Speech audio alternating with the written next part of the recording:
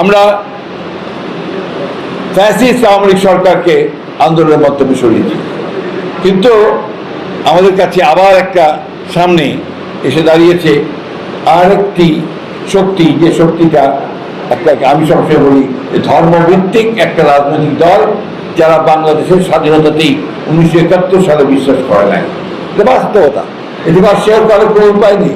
কিন্তু সেই দলটি আজকে এমনভাবে মানুষকে ভুল বুঝিয়ে, বিশেষ করে আমাদের ধর্মপ্রাণ মহিলাদেরকে ভুল বুঝিয়ে তারা কিন্তু ভোট ব্যাংকে হাত দিতে চলেছে, আপনাদের হাত দিয়েছে। এই জায়গাগুলোকে ঠিক করার দায়িত্ব কিন্তু আপনাদের, মাঠ পর্যায়ে যারা কাজ করছে তাদের। জামাতে ইসলাম, আমি এর আগেও বলেছিলাম, এরা কিন্তু গণতান্ত্রিক দল নয়, এরা হচ্ছে একটা রেজিমেন্টেড পলিটিক্যাল পার্টি।